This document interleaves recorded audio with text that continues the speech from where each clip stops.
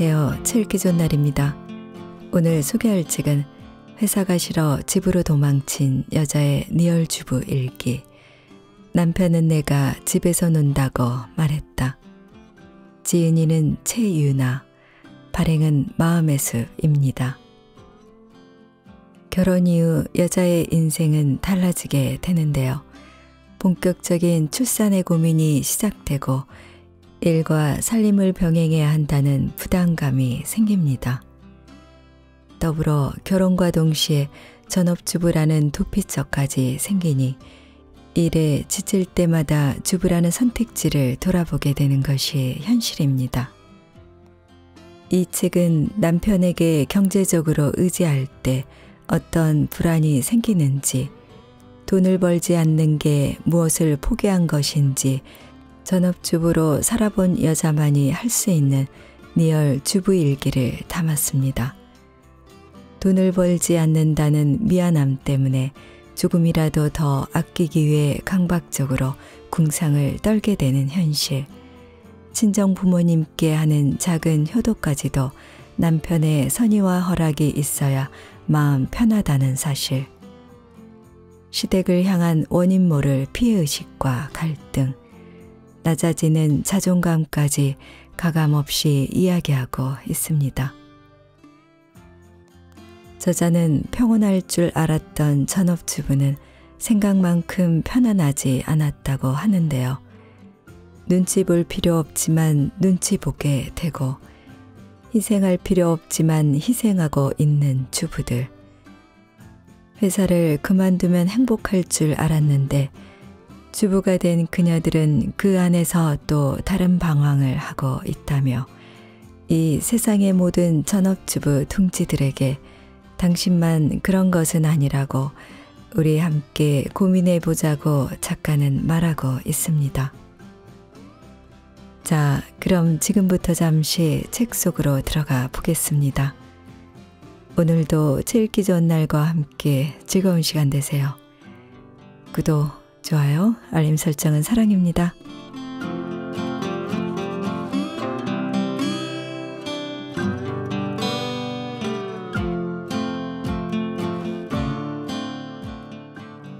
밥 한 끼보다 책 한 권이 더 고프던 때가 있었다.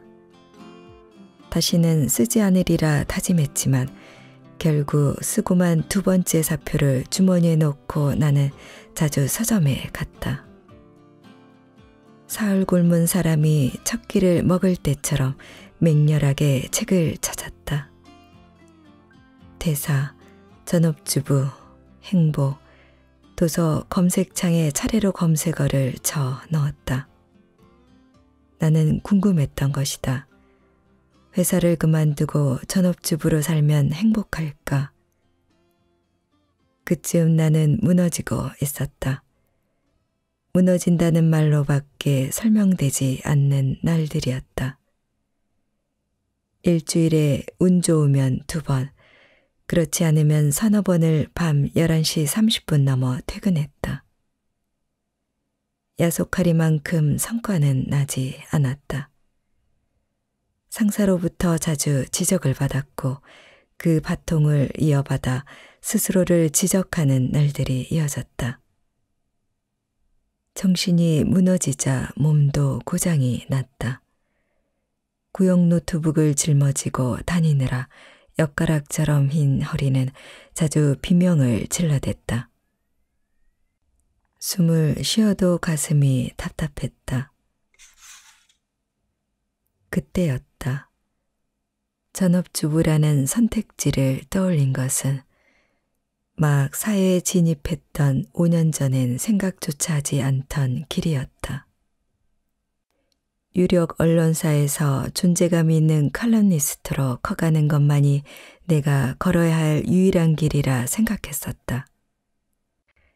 그러나 결혼 후 꼬여버린 커리어와 엉킨 인간관계는 이때다 하고 그간 있는지도 몰랐던 좁은 샛길 하나를 보여줬다. 오르막 하나 없이 평탄하게 보이던 그 길, 바로 전업주부였다. 10만 원 넘는 옷은 거들떠도 안 봤을 만큼 악착같이 모은 덕분에 통장 잔고는 충분했고 남편은 꾸준히 일을 하고 있었다. 안 그래도 며느리가 험한 일을 한다고 늘 조마조마하셨던 시부모님은 외려 내심 반기는 눈치였다. 형편상 일할 수밖에 없는 친구들은 그만둘 수 있는 나를 부러워했고 주부인 친구들은 어서 이 안온한 세계로 오라고 손짓했다. 시시하게만 보였던 샛길이 꽤나 근사해 보이기 시작했다. 하지만 그 길을 너무 모른다는 점이 마음에 걸렸다.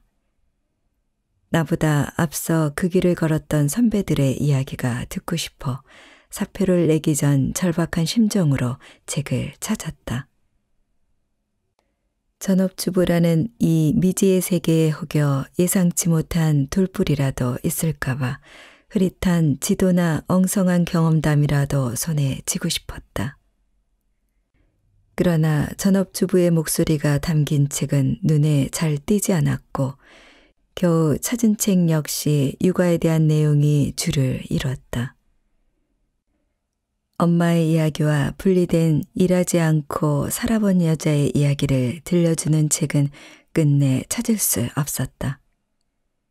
그럼에도 나는 결국 발걸음을 뗐다.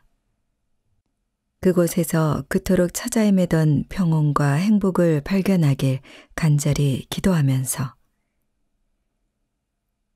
이 책은 그 1년간의 기록이다. 그 길에서 나는 잃어버렸던 계절을 찾았고 내 몸과 더 깊이, 더 자주 대화했다. 그러나 기대했던 것처럼 편안하지만은 않았다.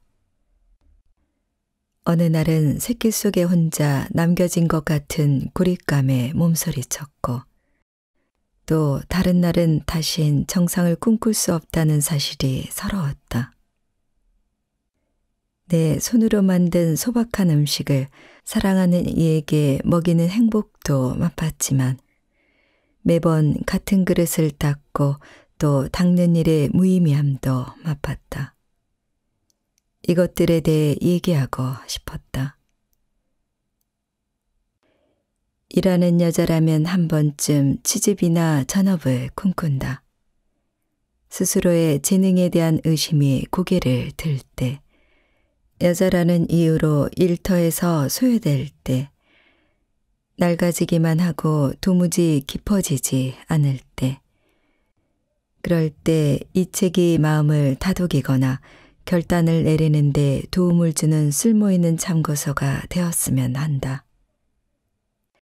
짧게나마 먼저 새길을 걸어본 한 여자의 후일담이 일하는 여자들의 지독한 허기를 잠시나마 채워줄 수 있길 소망한다.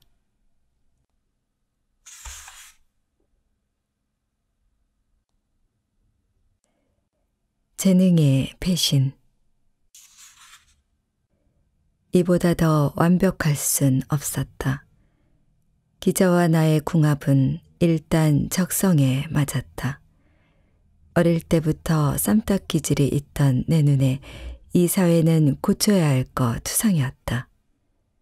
혼자서 궁시렁대지 않고 지면이나 방송 같은 채널을 통해 좀 있어 보이게 지적질하는 일이 좋았다.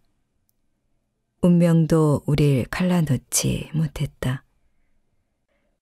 진로 상담을 한답시고 만났던 역술가나 점쟁이들도 하나같이 내게 기자를 하라고 권했다.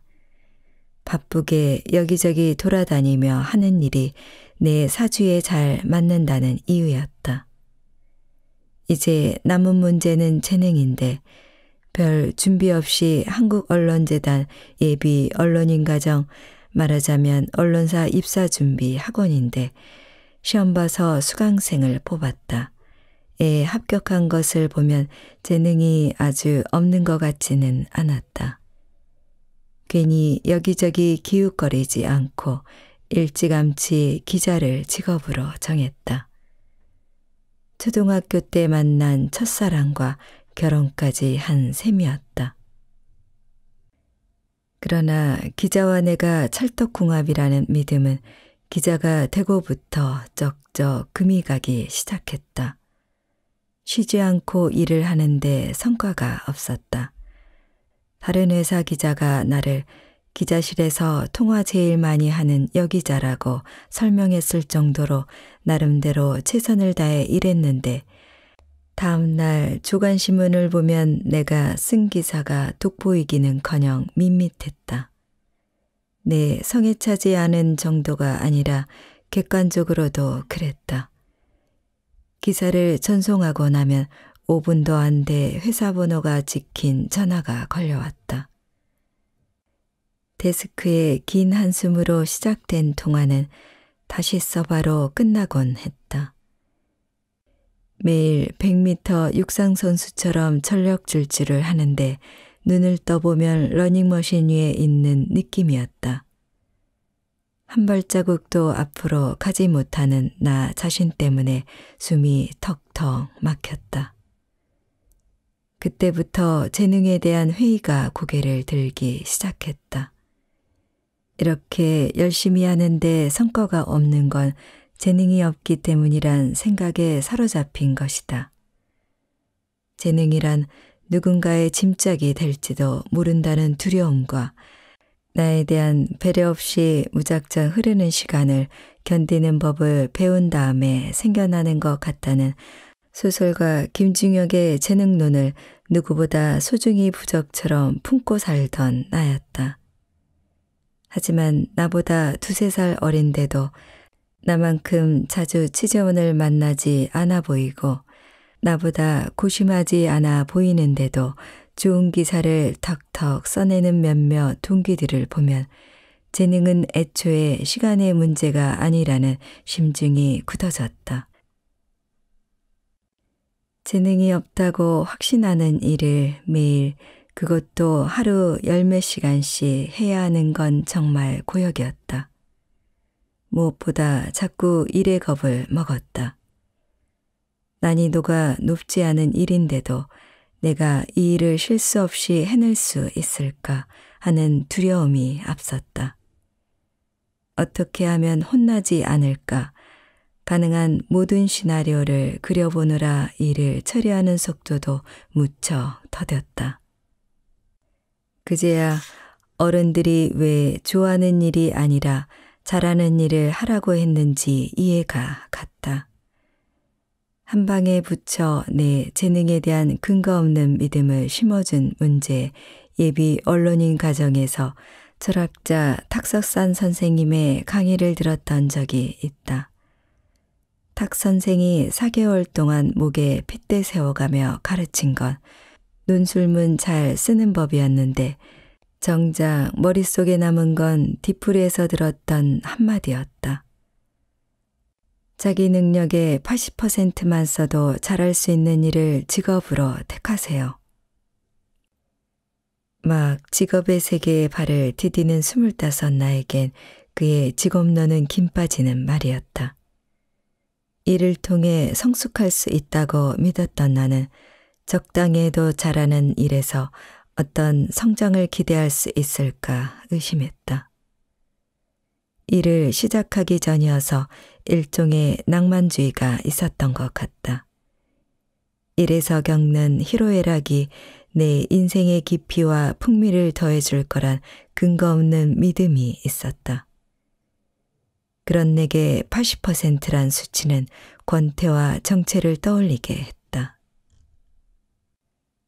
그러나 능력의 80%는커녕 120에서 130%를 쏟아부어도 잘 할 수 없는 일을 수년간 하고 보니 탁 선생님의 직업론은 인생의 진리에 가까웠다. 인생에서 가장 많은 시간을 투자하는 직업에서 매일 실패를 맛본다면 그것도 어영부영하다 맛본 그냥 실패가 아니라 최선을 다하고 맛보는 농도 진한 탑급 실패라면 그 사람은 멀쩡할 수가 없다. 일의 실패가 순식간에 일상까지 번져 나가기 때문이다. 상사에게 잔뜩 혼나고 집에 돌아와 마트에서 산 양념된 제육볶음을 뒤적일 때 쌈 채소를 씻을 때, 그렇게 후다닥 차린 저녁을 먹을 때 나는 낮에 들었던 선배의 지적을 끊임없이 되새김질하느라 남편과 눈 한 번 제대로 맞추지 못했다. 오래 재워져 필요 이상으로 달콤해진 고기를 꾸역꾸역 씹으면서 마음속으로는 낮에 못한 변명과 자책을 번갈아 했다. 단순히 일에 재능이 없다는 이유만으로 이렇게 쉽게 불행해질 수 있다는 사실에 새삼 놀라기도 했다. 더 이상 재능 없는 일에 시간과 에너지를 쏟고 싶지 않았다. 무슨 일을 하면 대충 해도 그럭저럭 잘 해낼 수 있을까 고개를 돌려봤다. 내 능력의 절반만 써도 잘할 수 있는 단 한 가지 일이 눈에 들어왔다. 살림이었다. 아이 없이 부부만 사는 집의 살림은 그리 난이도가 높지 않았다. 특별한 기술이나 요령 없이도 부지런하기만 하면 거의 빈틈없이 해낼 수 있었고, 실패해봤자 유리를 살짝 태우거나 니트가 줄어드는 정도였다. 실패에 누이로제가 걸린 나는 이런 진입장벽이 낮은 일이 절실했다. 무엇보다 살림은 내게 상처를 줄 수 없었다. 내가 사랑하는 일이 아니기 때문에, 내가 120% 최선을 다할 일이 아니기 때문에. 그렇게 사표를 내고 마지막으로 출근한 날 한 선배와 짧게 인사를 나눴다. 한때 내 롤모델이었던 그애만큼은 꾸며 말하고 싶지 않았다. 재능 없는 일을 하는 게 너무 고통스러웠다고 담담하게 털어놨다. 그는 토끼 눈을 하고 반문했다. 아니, 누군들 재능 있니?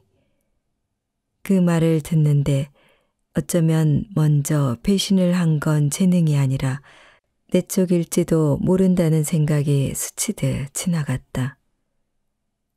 있던 재능이 갑자기 사라져 나를 공경에 빠뜨린 게 아니라 한 줌의 재능이라도 전적으로 지지해줬던 내 마음이 먼저 식은 것일지도 모른다.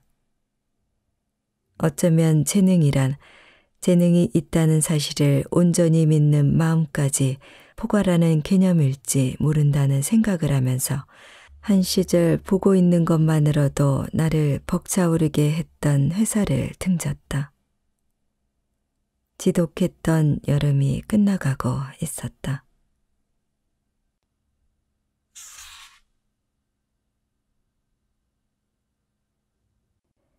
한때 알파거리던 내가 전업주부로 산다는 건, 엄마의 속옷 서랍을 열어본 건 1년 만이었다. 그간의 병원비를 정산하고 외할머니의 유품을 챙기느라 경황이 없는 엄마를 대신해 내가 친정으로 가 2박 3일 장례 일정 동안 갈아입을 옷가지를 챙겼다. 속옷과 양말, 간단한 세면도구만 챙겨 최대한 빨리 장례식장으로 가려고 했는데 예상외로 시간이 오래 걸렸다. 복병은 날띠 낡은 엄마의 속옷이었다. 늘어난 팬티, 레이스 여기저기 구멍 뚫린 브라, 시원찮아 보이는 내복까지 뭐 하나 이거다 하고 챙길 게 없었다. 도대체 얼마나 오래 새 속옷을 사지 않은 것일까? 매일 만나는 에어로빅 동기들 앞에서 이런 속옷을 내보였다는 말인가?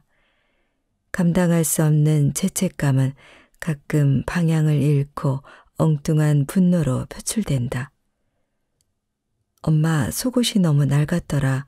궁상 그만 떨고 새 것 좀 사.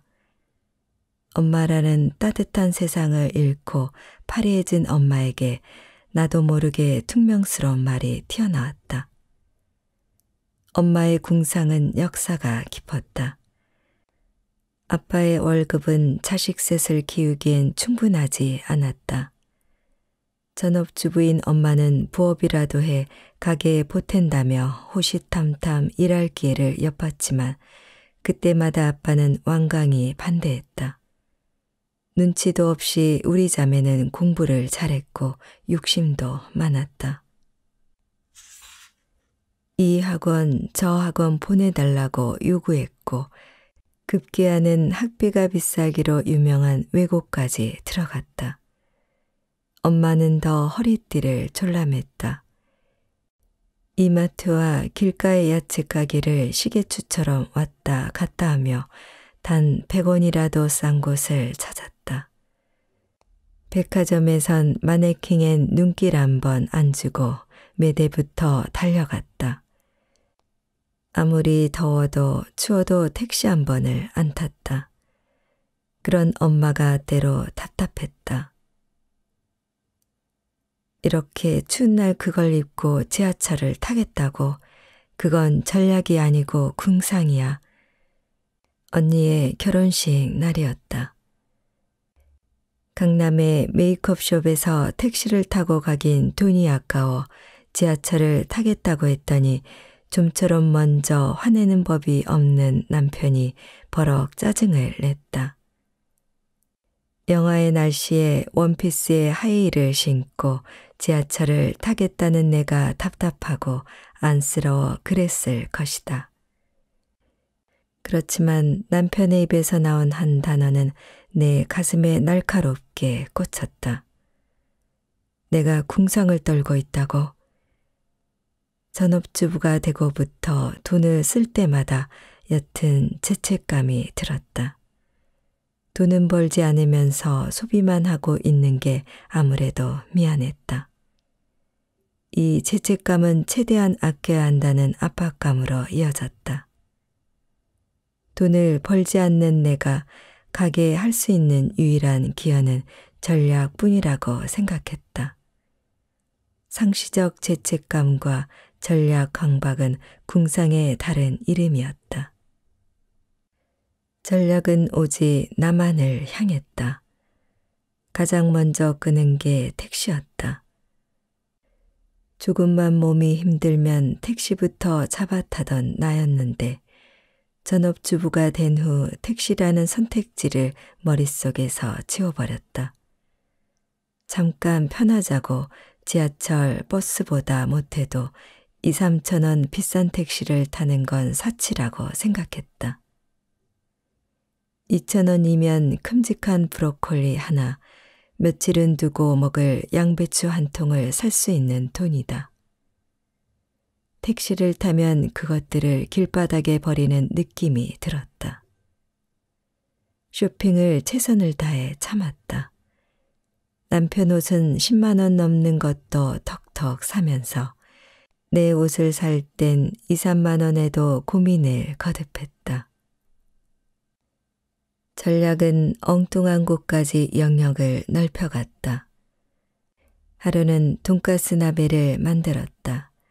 뜨끈하게 오래 먹을 수 있도록 뚝배기에 담아내려는데 집에 뚝배기가 하나뿐이었다. 자연스럽게 1인분은 뚝배기에 1인분은 일반 국그릇에 담았다. 뚝배기엔 알맞게 튀겨진 돈가스를 담고 국그릇엔 겉면이 살짝 타버린 돈가스만 골라 담았다. 그리고는 아주 자연스럽게 뚝배기는 남편 앞에, 국그릇은 내 앞에 놓았다. 그날뿐 아니었다. 신랑 말랑하는 밥, 이가 빠진 그릇은 자연스럽게 내 차지였다. 누가 시킨 것도 아닌데, 그렇다고 돈을 아낄 수 있는 것도 아닌데 나는 그렇게 했다. 아끼고 아끼다가 나를 귀하게 대하는 일에까지 인색해진 것이다.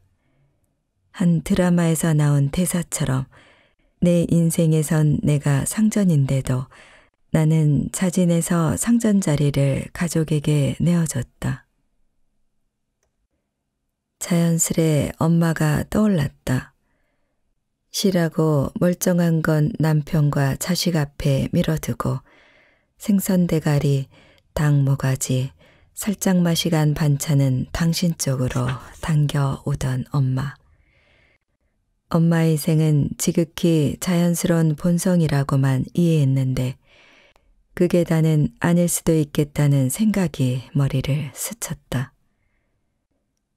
돈을 벌지 않는다는 사실이 주는 습관적 죄책감이 희생의 지분을 차지하고 있을지도 모른다. 남편에게 뚝배기와 돈가스를 몰아주던 내 행동이 순도 100% 사랑이 아니었듯 말이다. 어쩌면 희생은 본성이 아니라 학습이다. 살아오는 내내 희생 같은 걸 할 기회가 별로 없었다. 오히려 자식이라고 여자라고 받기만 했다.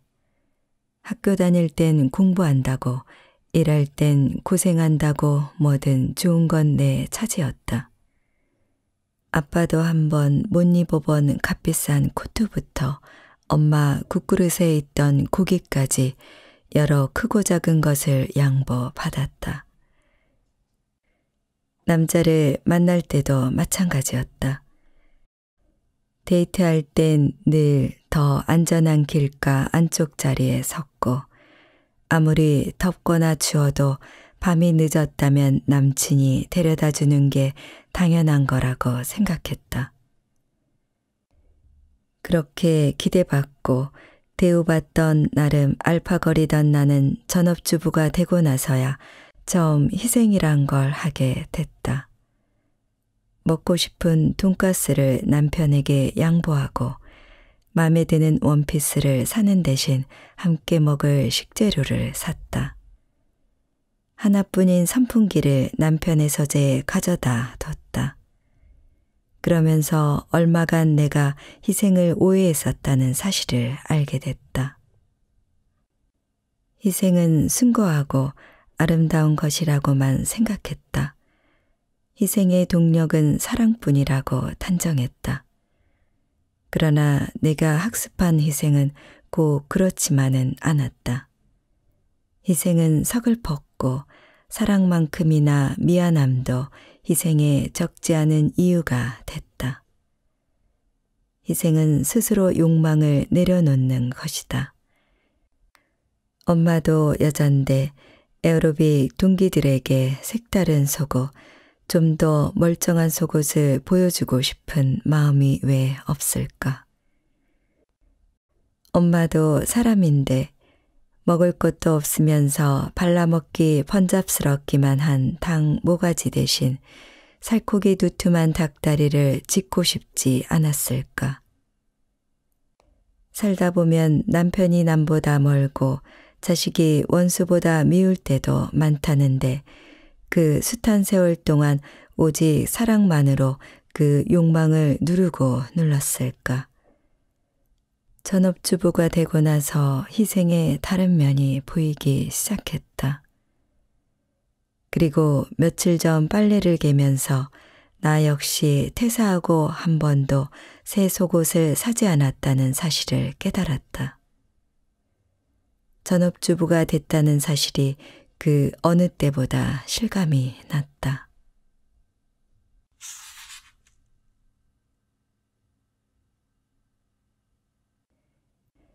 남편이 선물한 자기만의 방. 남편은 개인주의자다. 내가 퇴사하겠다고 선언했을 때 그는 만류하지도 격려하지도 않았다. 그저 내 선택을 존중하겠다는 지극히 원론적인 입장만 취했다. 상처받고 베베꼬인 내게 그 말은 내 인생에 개입하고 싶지 않다는 말로 들렸다. 서운한 마음에 비오는 밤 새벽 1시 잠옷바람으로 뛰쳐나갔다. 저 가출이었다. 그로부터 1년쯤 지나고 남편은 내게 책상과 의자를 사러 가자고 했다. 인터넷에서 3만 원도 안 주고 구입한 앉은뱅이 책상이 허리가 아파서 못 쓰겠다고 지나가는 말로 투덜거렸더니 이번 기회에 제대로 된 책상을 하나 장만하자고 했다. 내심 그러고 싶었지만 큰돈 드는 가구를 산다는 게 부담스러워 망설였던 차였다. 남편의 손에 못 이기는 척 끌려가 모던하고 튼튼한 책상과 의자, 스탠드를 골랐다. 계산에 있어서는 상당히 양보를 잘하는 남편이 이날은 한사코 자기 카드를 내밀었다. 그건 명백하게 사주고 싶다는 뜻이었다. 집에 온 남편은 철진한 옷과 서서 하는 다림판, 스틴다르미로 난잡한 작은 방을 치우기 시작했다. 그리고 땀을 삐질삐질 흘려가며 가구를 조립했다. 2시간쯤 지났을까. 쓸모가 모아던 한마디로 창고 같던 방이 책상과 의자만 있는 심플한 공부방으로 바뀌었다. 33년 만에 처음으로 자기만의 방이 탄생하는 순간이었다. 여태 소원하던 방이 생기니 그동안 유예됐던 소녀 감성이 폭발했다. 이렇게 설레는 감정도 참 오랜만이었다. 괜히 예쁜 잔에 차라도 우려 마시며 일기를 끄적이고 싶어졌다. 저녁 먹고 TV 앞에서 맥주를 마시며 남편과 함께 예능 프로를 볼 때가 하루 중 가장 신나는 시간이었는데 그걸 포기하고 책상 앞에 앉는 날들이 늘어갔다. 책상이 생기니 무언가 쓰고 싶었고 제대로 쓰기 위해 읽고 싶어졌다.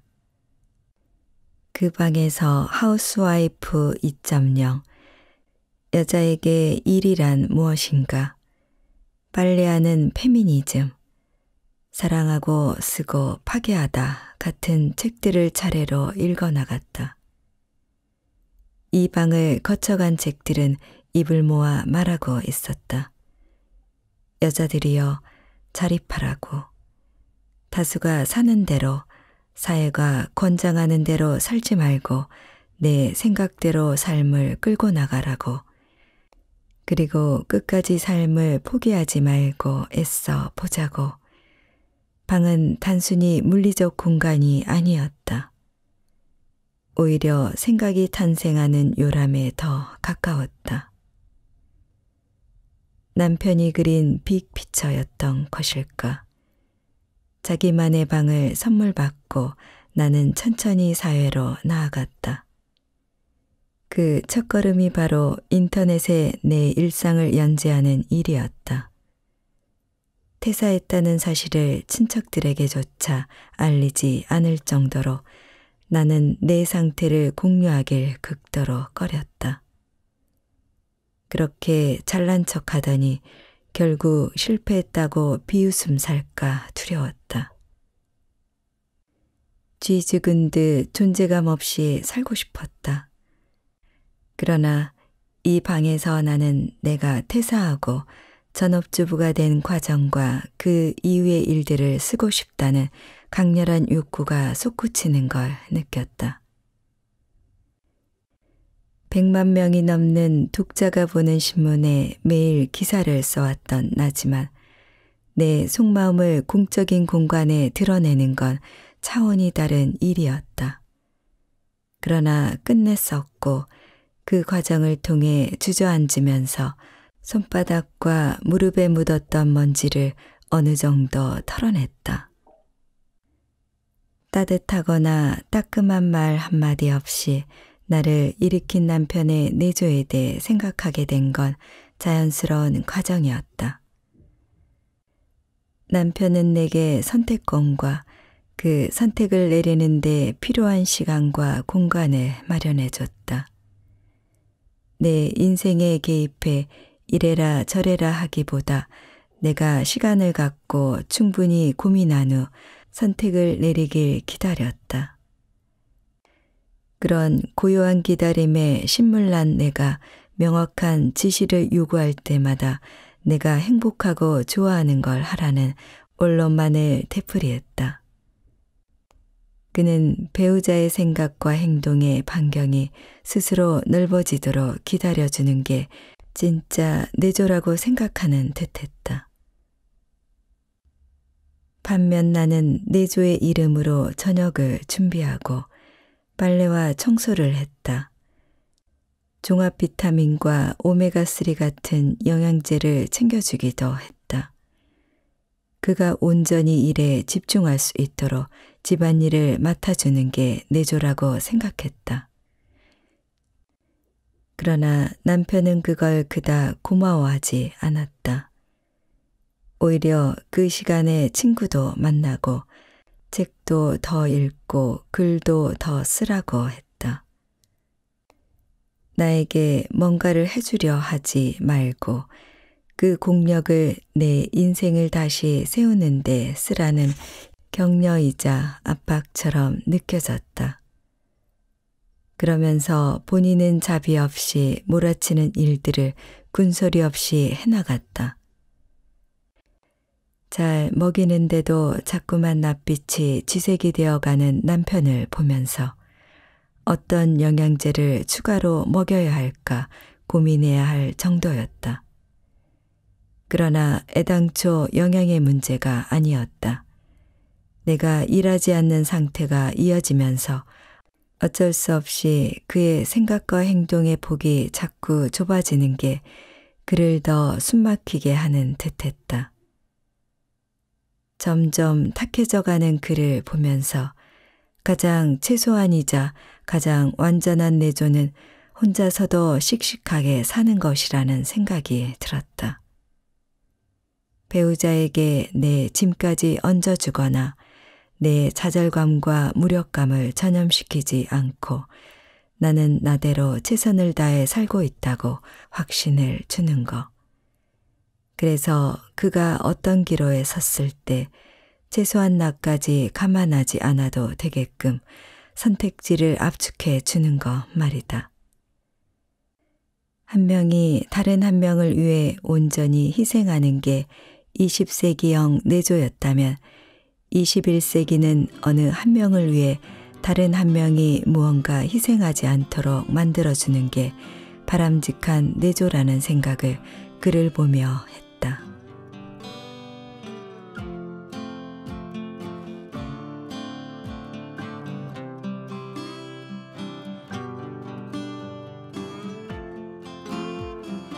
제일 기 좋은 날 오늘은 남편은 내가 집에서 논다고 말했다를 보내드렸습니다. 감사합니다.